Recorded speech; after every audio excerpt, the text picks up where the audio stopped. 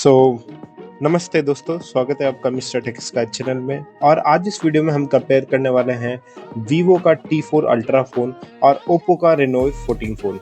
Basically इस phone को compare करने का रीज़न भी यही है कि इनका जो एक्चुअल प्राइस रेंज है वो बहुत ही आसपास है।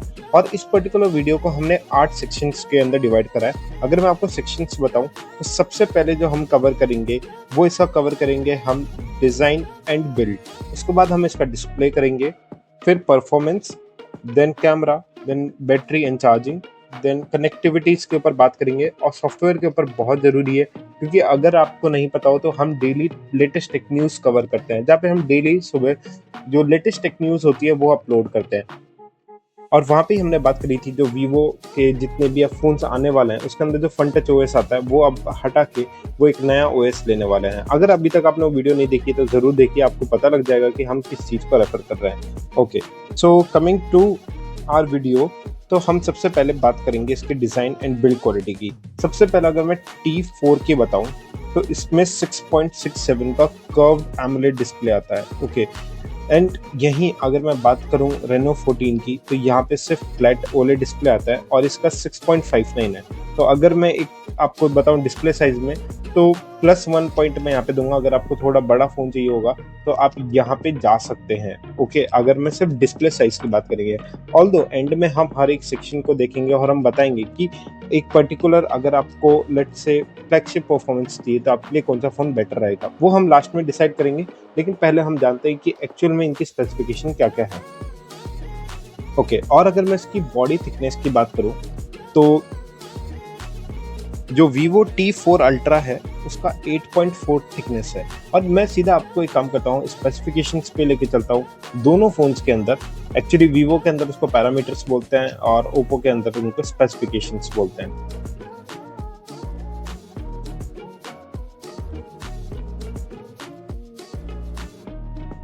ओके, तो ये हमारे इन दोनों फ़ोन्स की स्पेसिफिकेशन आ चुकी है।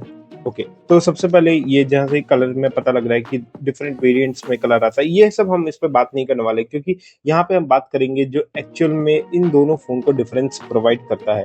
तो 6.67 का जो हमने बताया था T4 जो है इसका साइज़ है और 6.59 का इसका साइज़ है। सेकंड अगर मैं बात करूँ तो इसकी जो बॉडी थिकनेस है वो है 8.4 mm और यहाँ पे ये बहुत ही पतला है, 7.42 mm का इसका थिकनेस होने वाला है।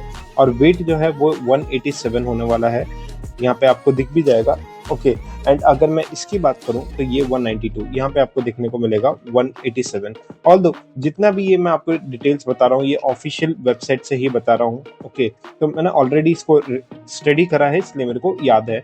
बाकी आप भी यहाँ पे जाके देख सकते हैं हर एक स्पेसिफिकेशन जो भी मैं आपको बता रहा हूँ।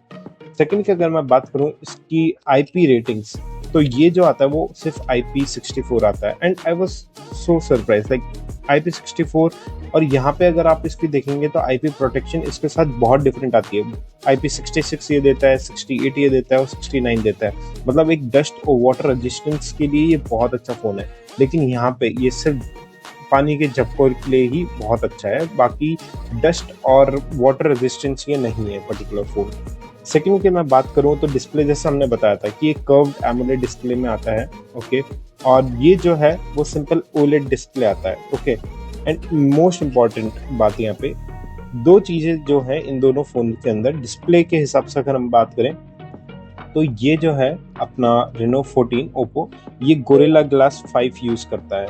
यहीं अगर मैं बात करूँ वीवो की तो ये यूज़ करते हैं दूसरी कंपनी जो है स्पॉट सेंसेशन अल्फा। ये एक्चुअली जर्मन बेस्ड कंपनी है जो कि अब मैं ये भी देख रहा हूँ कि आने वाले जितने भी फ़ोन्स हैं उसके अंदर ये सेंसेशन वाला जो प्रोटेक्शन है या फिर जर्मन बेस्ड कंपनी है उसके बहुत ये डिस्प्लेज यूज़ हो रहे हैं। लेकिन मैं तब भी यही बोलूँगा कि in comparison to Gorilla Glass ये आज भी इतना उचित वो कह सकते हैं परफॉर्मेंस वाइज नहीं दे पा रहा है, क्योंकि गोरिल्ला ग्लास की एक अलग लेगेसी सेट हो रखी है। ओके, और इनमें दोनों में रिफ्रेश रेट 120 हर्ट्ज आता है, तो ऐसा कुछ भी यहाँ पे डिफरेंस नहीं है in the comparison of display हम बात करें तो। ओके, सेकंड की अगर मैं बात करूँ परफॉर्मेंस, तो यहाँ पे मेरे को बहुत ही सरप्राइजिंग है कि ये तो एक्सेप्टेबल नहीं है, क्योंकि अगर आप यहाँ की परफॉर्मेंस के ऊपर बात करें और अगर मैं आपको इसके चिपसेट बताऊं तो यहाँ पे MediaTek Dimensity 8350 ये यूज़ कर रहे हैं और यहाँ पे MediaTek Dimensity 9300 प्लस यूज़ कर रहे हैं। तो अगर इसका अंततः स्कोर भी देखोगे ना तो बहुत मेजर डिफरेंस है, क्योंकि अगर 9300 MediaTek का फ्लैगशिप लेवल का है, ओके, और ये जो है ये एक कह सकते हैं कि 8 सीरीज, उसके बाद 9 सीरीज आता है और 8350 is the latest one, okay. अब जो 9300 MediaTek है, इसका अंततः इसको 2.2 मिलियन के आसपास आता है और इसका आता है 1.4, मतलब 1 और 1.4 के बीच में ये आता है। तो मतलब एक तरीके से बिल्कुल 2x यहाँ पे डिफरेंस प्रोवाइड कर रहा है और प्राइस रेंज दोनों की सेम है। तो अगर आपको एक फ्लैगशिप लेवल का परफॉर्मेंस वाइज चाहिए तो ये आपके लिए बेस्ट ऑप्शन होने वाला है इन कंपैरिजन टू ओप्पो का Reno 14, ओके। सेकंड की अगर मैं इसमें बात करूं आपको सेक्शन की, वो कैमरा एक आज की डेट में बहुत इंपॉर्टेंट हम कह सकते हैं कि सेगमेंट हो चुका है कोई भी फोन का अगर आपको लेना है तो, ओके। यहाँ पे भी अगर हम इसको कैमरा ओपन करते हैं, ओके, तो यहाँ पे ये दोनों कैमरास के सेक्शंस हैं। अब मैं आपको एक सिंपल वे में बता देता हूँ इन दोनों में क्या डिफरेंसेस हैं। बाकी जो इसका प्राइमरी कैमरा, मेन कैमरा दोनों 50 मेगापिक्सल का ही है। दोनों सोनी का कैमरा यूज करता है। IMX921 जो है वो वीवो यूज करता है, यहाँ पे लिख भी रखा है 921। एंड सेकेंडरी अगर मैं इसके बाद बताऊँ तो ये OIS यूज करता है, ये भी सोनी का ही है, बट इतना सा फर्क है इसके अंदर कि जो OIS कैमरा, या फिर कह सकते हैं दोनों ही OIS है, लेकिन जो सोनी का कैमरा यूज करते हैं Reno 14, वो एक बैलेंस्ड परफॉर्मेंस देता है, लेकिन ये एक कह सकते हैं आपको लो लाइट के अंदर बहुत अच्छा परफॉर्मेंस यहाँ पे आपको देने को मिलेगा, ओके। तो ये इसमें बहुत मेजर डिफरेंस आपको देखने को मिलेगा।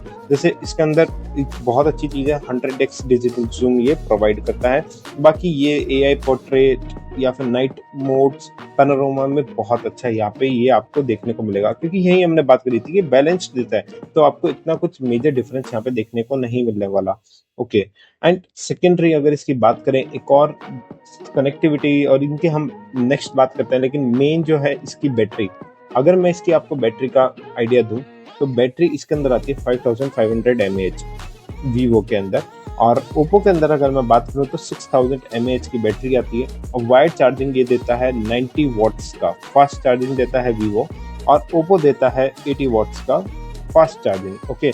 और एक बहुत ही डिसअपॉइंटिंग है, ऑल्दो Vivo T4 हर चीज में अभी तक अच्छा परफॉर्म करा है, लेकिन एक चीज यहाँ पे बोल सकते हैं कि इसके अंदर वायरलेस चार्जिंग सपोर्ट नहीं करता।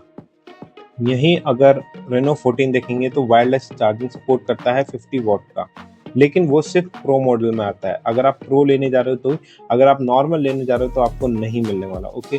तो ये एक चीज़ है, और दोनों के बॉक्स के अंदर चार्जर इंक्लूड होता है, ऑल्दो आजकल हटाने लगे, लेकिन इन दोनों के बॉक्स के अंदर आपको चार्जर मिलने वाला है,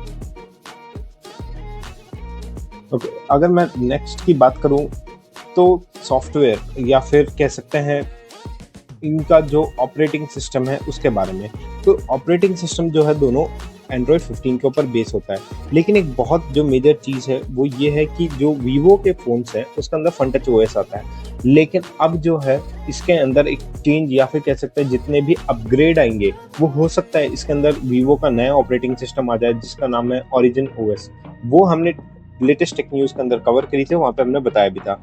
सेकंड की अगर मैं बात करूँ यहीं Reno 14 या फिर Oppo 14, तो ये एंड्रॉयड 15 के ऊपर आता है। कलर OS इसके अंदर आता है, जो ये वन प्लस और इसका लगभग सेम सा ही है, कलर OS दोनों देते हैं, और 2 से 3 साल का OS अपडेट देंगे ये, प्लस ये भी उतना ही देता है। मतलब एक्चुअली जितने भी वीवो के फ़ोन आते हैं वो प्रॉमिस करते हैं जो फन टच OS प्रोवाइड करता है। अगर फन टच OS बोलता है कि हम 5 ईयर्स का देंगे तो हर मॉडल्स के अंदर वो 5 ईयर का होगा अपकमिंग, ओके। या फिर जो पहले आ चुके हैं उनके 5 वर्जन या फिर 5 साल के आगे आप लगा सकते हो। तो ये इनके अंदर आपको मेजर चीज़ें दिखने वाली है, ओके। लास्ट की बात करने वाले हैं हम कनेक्टिविटी, जो हम कह सकते हैं एक फ़ोन का बहुत बड़ा सेगमेंट या फिर बहुत इंपॉर्टेंट सेगमेंट हो सकता है किसी भी फ़ोन के अंदर। तो दोनों का मैं अगर कनेक्टिविटी आपको ऑप्शन शो करूं तो इसके अंदर मैं आपको बताता हूं कि क्या क्या मेजर इसमें डिफरेंस आने वाले हैं। सबसे पहले इसके अंदर वाईफाई 7 ओके, जो लेटेस्ट वाईफाई है वो आपको देखने को मिलेगा दोनों ही फ़ोन्स में। ओके, और जो ब्लूटूथ वर्ज़न है वो वीवो के अंदर 5.4 मिलेगा, यहाँ पे 5.3, ऐसा मेजर डिफरेंस नहीं है, लेकिन ब्लूटूथ का जो वर्ज़न डिफरेंस है उसमें से कनेक्टिविटी रेंज का फ़र्क आता है, इसके अलावा कुछ नहीं होता। फास्ट कनेक्टिविटी आपको एक हायर वर्ज़न्स में मिलेंगी और दोनों के अंदर ही एनएफसी इनेबल आता है, स्टीरियो स्पीकर्स आते हैं और इन डिस्प्ले फिंगरप्रिंट आता है। और इसके अंदर दोनों के अंदर आईआर ब्लास्ट नहीं आता। अगर आपको नहीं पता आईआर ब्लास्ट क्या होता है, तो जितना भी अपना जो टीवी के रिमोट्स होते हैं, पुरानी टीवी के देखेंगे तो जितना भी वो रेज वाला होता है उसको आईआर ब्लास्टर कहते हैं, तो वो इसके अंदर नहीं आता है। तो ये आपको दोनों फ़ोन्स में नहीं मिलने वाला है। बाकी इसके अंदर लगभग सारी चीज़ें सेम आपको मिलेंगी। और इसकी मैं प्राइस रेंज की बताऊँ तो अभी एट प्रेजेंट दोनों सेम प्राइस रेंज पे आ रहे हैं। 500 रुपये का मैक्स टू मैक्स फ़र्क होगा। 38,000 के नियर बाय इन दोनों का प्राइस रेंज है। और लास्ट जो हमारा पॉइंट और सेक्शन रहता है वो बहुत ही इंटरेस्टिंग रहता है हर एक कंपैरिजन वीडियो का, जहाँ पे हम हमारा पॉइंट ऑफ व्यू बताते हैं कि क्या हमें लगता है या फिर एक फाइनल रिकमेंडेशन। तो ये फाइनल रिकमेंडेशंस इस बेसिस पे मैं देता हूँ। अगर लेट्स से आपको एक फ्लैगशिप परफॉर्मेंस बेसिस पे चाहिए, इन दोनों में बेस्ट परफॉर्मेंस, तो मैं बोलूँगा आप Vivo T4 Ultra चूज कर लो। उसका रीज़न भी मैंने आपको बताया था कि MediaTek Dimensity 9300 यूज़ करें, तो परफॉर्मेंस वाइज ये बेस्ट है Vivo। ओके, लेकिन अगर आपको एक स्लिम चाहिए, प्रीमियम चाहिए, IP69 रेटिंग, क्योंकि वो ये नहीं देता, तो फिर आप ओप्पो में जा सकते हैं। लेट्स से आपको परफॉर्मेंस वाइज इतना नहीं चाहिए, आपको डेली यूज़ चाहिए, तो आप एक स्लिम पतला भी चाहिए, तो आप ओप्पो Reno 14 के अंदर आप जा सकते हैं। ओके, बैटरी डिस्प्ले चाहिए तो मेक श्योर कि आप Vivo के अंदर ही जाओ, यहाँ पे आपको बैटरी डिस्प्ले मिलने वाला है, इधर आपको बैटरी डिस्प्ले इतना नहीं मिलेगा। ओके, और ओप्पो 14 के अंदर लेट्स आपको लॉन्ग बैटरी चाहिए, वायरलेस चार्जिंग भी चाहिए, तो आप ओप्पो 14 के अंदर जा सकते हैं। ओके, और अगर आपको एक जूम कह सकते हैं या फिर पेरिस्कोपिक कैमरा चाहिए, तो आप यहाँ पे जा सकते हैं, क्योंकि ये जो है सोनी IMX यूज़ कर रहे हैं, तो बेसिकली कैमरा वाइज इसमें बहुत अच्छी परफॉर्मेंस आपको देखने को मिलेगी। और सेल्फी कैमरा में जाना है तो ओप्पो Reno 14 चूज़ करिए, क्योंकि यहाँ का सेल्फी कैमरा बहुत अच्छा है और इसके अंदर जो स्पेसिफिकेशन है सेल्फी के लिए वो बहुत डिफरेंट है in comparison to Vivo T4 Ultra। बाकी जो हमारा फाइनल रिकमेंडेशन है आपको कमेंट सेक्शन में ज़रूर मिलेगा, तो आप कमेंट सेक्शन में और भी मैं डिटेल्स प्रोवाइड कर दूंगा, एक कंडेंस, जहाँ पे आप कमेंट सेक्शन में जाके पूरा डिटेल्स भी देख सकते हैं। बाकी आप मेरे को कमेंट में ज़रूर बताइएगा कि आपको ये पर्टिकुलर वीडियो कैसी लगी, और ऐसे ही और वीडियोस को पाने के लिए चैनल को सब्सक्राइब, वीडियो को लाइक करना बिल्कुल ना भूलिए। And thank you for watching mister Tech sky.